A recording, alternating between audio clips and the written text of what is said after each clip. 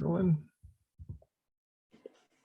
right, joining us here on our call this Wednesday is Chase Briscoe, driver of the number 14 Mahindra Tractors Ford Mustang, making his NASCAR AllStar race debut this weekend at Texas Motor Speedway. If you've got a question for Chase, raise your hand. We've already got a handful of them up, Chase, so we'll just get started here right off the bat. We'll start with Lee Spencer. Hey, Lee.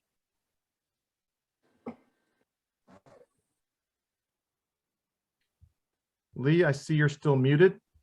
There you go. Sorry about that. Okay, you're good. Trying to drive. I'm so I apologize. What's up with the T-shirt, Briscoe? This is actually a pretty sweet Holden Moody. So Marissa's dad has a boat down at Myrtle Beach, and Darlington weekend we always go over there and just hang out. And the guy across the dock called her dad and was like, "Hey, I got this, old Holden Moody shirt." He goes, "I don't have any kids to pass it on to. I've only wore it once. It's actually signed by Leonard Wood." And he's like, "If you want it, you can have it." So I was like, "Yeah, absolutely. That's a pretty cool shirt." So I took it and I wore it to Darlington and wearing it today.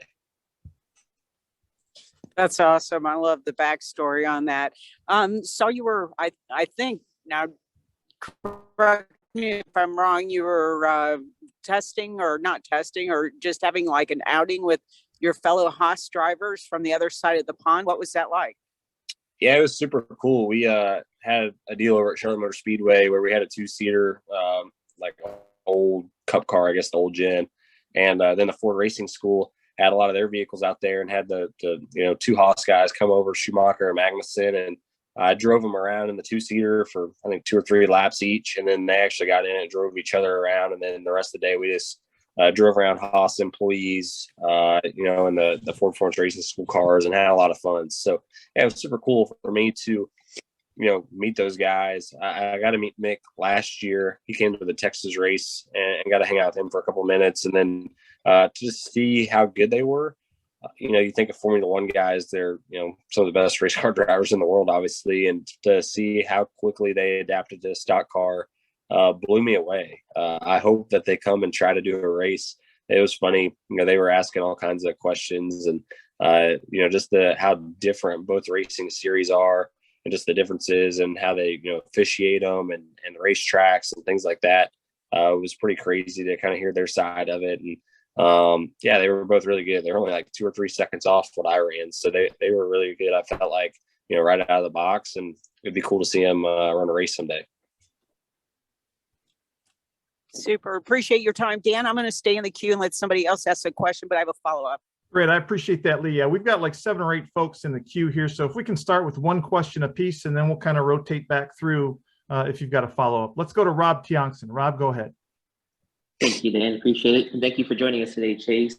Now, the All-Star race coming up appreciate it, man. With the All-Star race being this weekend at Texas Motor Speedway, we've obviously seen some great action at intermediate speedways this year. I know Texas is kind of a different type of intermediate, but what do you expect for the fans this Sunday night when it comes to the action we'll see on the racetrack? Yeah, I'd agree that the mile and a half's been, really good this year.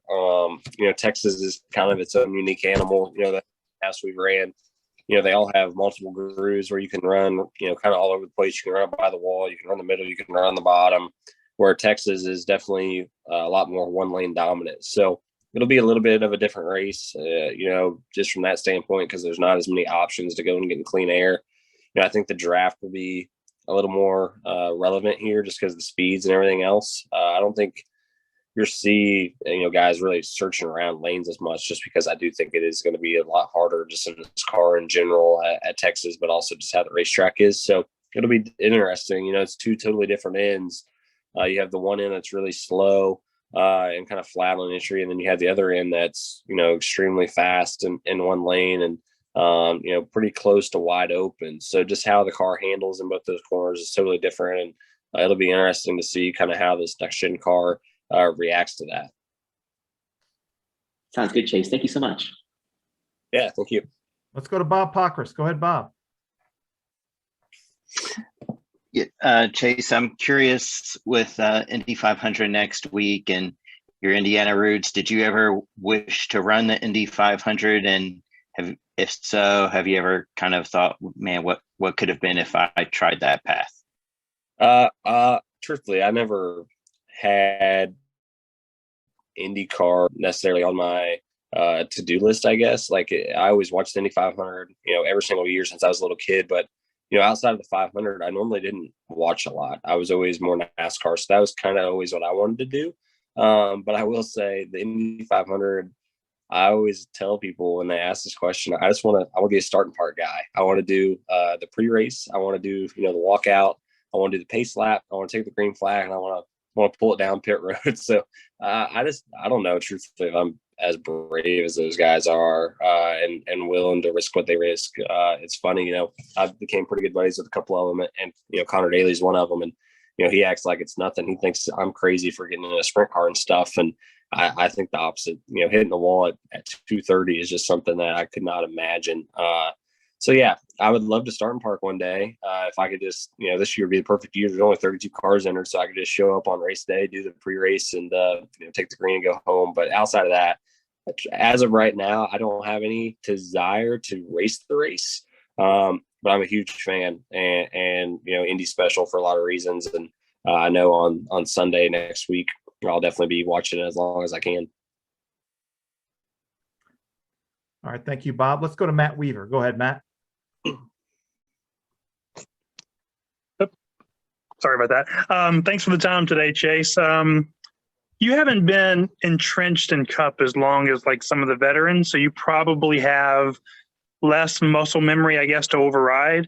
But with that said, having driven the trucks and Xfinity and the Gen 6, is there anything about this new car that is completely like you've had to rewire how you drive a race car and it's challenged you in that way, if that makes sense?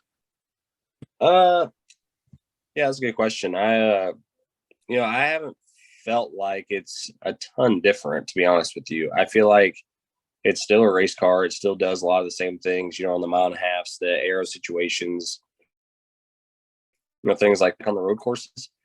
Maybe just, I felt like when I got, decent on the road courses is when I started maximizing the brake zones in the old car. In this car, you can just do that a lot better.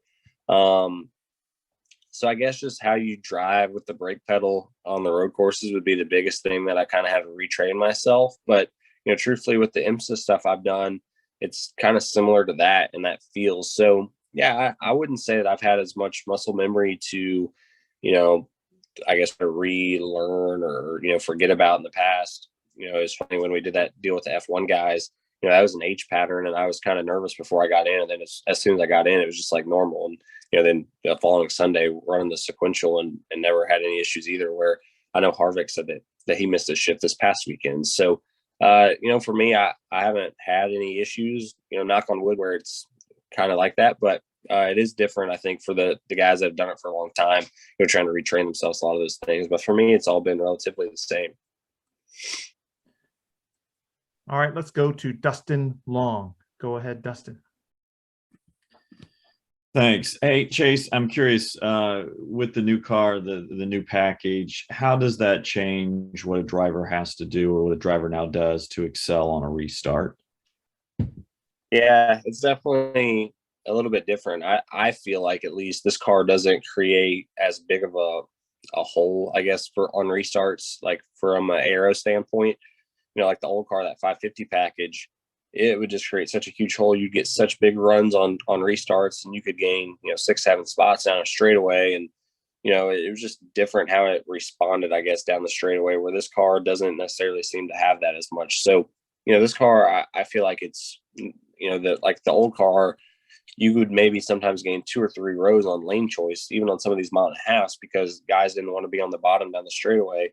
Where this new car, it seems like just everybody takes, inside out, just back and forth. And you don't really get that huge row gain that like you used to be able to car because of that reason. So I feel like you got to be a little more aggressive in this car, just because it seems like obviously restarts is the easiest time to get the positions. And after that, it definitely gets pretty aero sensitive. So for me, I feel like you just have to be a little more aggressive and really kind of have things go your way on these restarts to gain, 4, 5, 6 spots. Thank you. Yeah, thanks. All right, Chris is in my upper left and he's first. So Chris, go ahead. You're up next. I appreciate it. Thanks for joining us, Chase. Yeah, man, no problem. I want to talk about the Kansas spin to the infield. I'm sure you've seen the replay. Did you guys break anything going through the grass? And then can you compare that to maybe what it would have been had that been last year's car? How much damage you think you would have gotten? Yeah, so I was blown away, truthfully, with, whenever I knew I was spinning out to the infield. Obviously, it had rained a ton that day and that night. I figured it was going to cave the nose in right away and just ruin our day. And there was some damage. I think the diffuser, they said a little bit, or part of it was bent over. And then the biggest thing is it lifted the whole kind of front of the car up I think they said a couple hundred thousandths. And we were pretty tight the rest of the day. So definitely affected us because I was loose before that when I spun out. And then after that, the whole day we were extremely tight. So definitely it seems like this car, for us at least, is just so extremely air sensitive. I mean, literally a quarter turn to half turn can completely change how the car drives. And with the damage that we had, just raising the nose a little bit really just changed how the car drove all day long. All right. Well, I appreciate it. All right. Thank Yeah, you. man. Chris. Let's go to Mitchell. Go ahead, Mitchell. Chase, this is your first year locked into the main All-Star race. Just wondering how big of a deal that is for you. Yeah, it's a big deal. I mean, obviously the stipulations get into that race as far as not having to run the open means that you're a playoff guy or you want to race. So just to be able to say that you're one of those guys, I think there's 20 of us in it right now. That's half the field. So to be able to say you're one of those guys is a big deal. It's definitely a who's who of guys that are in that race. It's all the bigger names in the sport. So to be a part of that is definitely special and humbling. And just to not have the stress of going through the open, I think is nice. Last year was kind of you got to go for it. And if you didn't make it, you were going home early. So not having that stress will be nice. And just being a part of the festivities that come along with all. Thank you. All right, thanks. We'll go to Trey Downey, and then if you've got a follow-up, why don't you raise your hand again, and we'll circle back through again to anybody who's got an additional question. So Trey, why don't you go ahead with what you've got for Chase? Hey Chase, looking ahead to going to Gateway for the first time in the Cup cars in a couple weeks. You've got a second place finish there in the trucks. Just what do you like about that track, and does your performance in winning at Phoenix earlier this year give you extra confidence going into that week? Yeah, I do think, that track will race a little bit like Phoenix, just from what the car does. You're going to be downshifting a lot. When I ran there, it was before they repaved it for the IndyCar guys. So it was, honestly rough and pretty abrasive. And, now it'll probably race totally different. But yeah, I'm excited to go there. It was a lot of fun when I ran there in the trucks. It's just a really unique racetrack from, how opposite both ends drive. And, your car's never going to drive good in one of the corners. So you got to figure it out and adapt. And I've always enjoyed places like that for that reason. So yeah, I'm looking forward to it. I remember going there in the truck series and having a huge crowd. I'm sure it'll be sold out for the Cup car, and it'll be a really fun weekend. They got a lot of cool stuff going on with the concerts and things. And you throw out on top of that, all the dirt race things they're going to have going around. It should be an awesome weekend. And it's probably honestly the second closest race to my hometown. So I'm looking forward to it for sure. Thank you. All right, let's go back to Lee. Lee Spencer, go ahead. You're up. Thank you. You said you are going to run the dirt race the week of leading into Gateway? Yeah, my plan's to run the flow night race in the late model on Wednesday, and then I'm gonna run the sprint car and the late model. I think it's World of Outlaw late models Friday, and then MOA sprint cars are on Friday. Yeah, I'm gonna run both of those, but I didn't realize honestly until this past weekend that I guess we practiced till like 6 o'clock at night on Friday, so I got to figure out how I'm gonna get there, I guess. It's pretty close, so that shouldn't be a problem. And another question I had: are you going to run the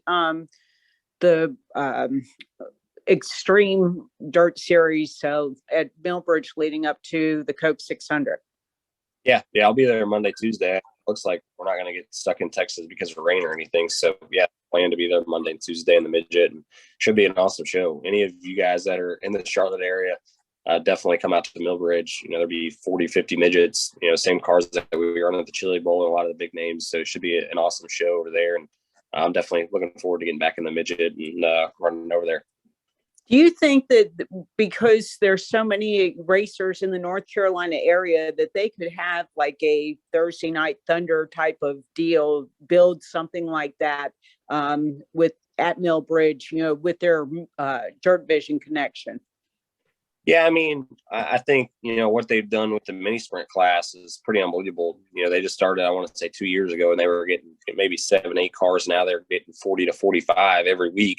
I actually mentioned to Jeremy and Ashley that I would love for them to start a special midget race once a month, because there is already, realistically probably 9 to 10 midgets in the area. I think Larson, Bell, myself, we would all go run over there, especially if it was in a midget, every chance we could. So I would love to see them maybe do it once a month or once every other month. I know from a per standpoint, it costs a lot more to run the midget guys, but it'd be cool. The micro deal is really taking off, and to give these micro kids, more opportunities to run bigger cars and just get bigger cars in the area, I think would be really special. Hey, appreciate your time today. Good luck this weekend. All right, let's go to Zach Sterniolo. Zach, go ahead. You're up. Hey, Chase. I'm curious your thoughts on Ford's performance on the 1.5 mile track so far this year. The results really weren't there at Vegas or at Kansas this season. So you got this week at Texas. There's obviously next week with the Coke 600. What's been your takeaways from the 1.5 mile track so far? And do you relate that more to team struggles and team approaches to the racetracks, or is that more in regards to just kind of what you're getting from the car right now? Yeah, it's definitely, it's, I don't know if, the other manufacturers have just caught up and found a lot of speed or what, but, Fontana, it's not 1.5 miles, but races a lot like one. We'd led 60 something laps, felt like I could have been in the hunt to win the race and made a mistake. And then you go to Vegas. I mean, we qualified 4th, ran up front till we had a tire go down. And, I felt really, really good about our 1.5 mile stuff. And then, Kansas was a real struggle for us. So yeah, I don't know why that is. It wasn't just a struggle for us. It was obviously a struggle for all the 4 teams. So yeah, I don't know. I guess what that is, I wish I did, because it's definitely something that we're kind of all scratching our heads, and truthfully, the Fords have, not been off, but we just haven't been as fast as we were at the beginning of the year, the last 2, 3, 4 weeks. So I think we're all trying to figure out kind of what happened and where to find that speed again. But yeah, it'll be interesting to see, this week at Texas, if we can find anything. Then obviously leading into the Coke 600, that's definitely a race you don't want to be off, because it's a long night if you are. Thanks, Chase. Appreciate it. Yeah, thank you. All right, let's go back to Bob. Go ahead, Bob. Yeah, Chase, it seems like NASCAR is still deciding on whether to put down any resin at Texas. I guess maybe they'll continue to check and see what's left there this weekend from previous times, and then make a decision whether to apply it during the weekend. I don't know if you've heard anything differently, but does it matter? Like, do you guys need to know, or does it matter? Yeah, I mean, I think it's nice to know, just so you can kind of get an idea of kind of what to expect. I was on the simulator this morning, and, we were running where there wasn't any. So that's kind of what we are anticipating. I think I heard that they were going to maybe test the track today as far as just changing or testing grip levels and kind of seeing what they thought. But yeah, I think it's nice to know going in. But I think at the same time, Michigan last year, we didn't spray, and there was still some left over, and it was fine. You could still run up in it. I think Texas will probably be the same.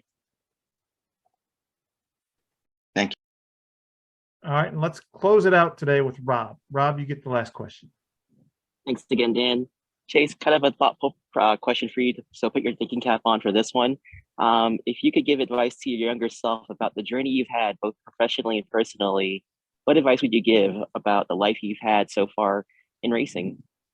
That's a good question. I would say, I never in a million years thought I would have got to this point in the first place, but just to enjoy the moment and not to get so caught up in the stress of it all. It's so easy to sorry, I got allergies so bad right now. But I think that it's easy to get caught up in the moment, the results, but at the same time, just to stay appreciative and stay humble to where you're at. It's so easy, like I said, to get, worried about the points or things like that. But at the end of the day, just enjoying where you're at.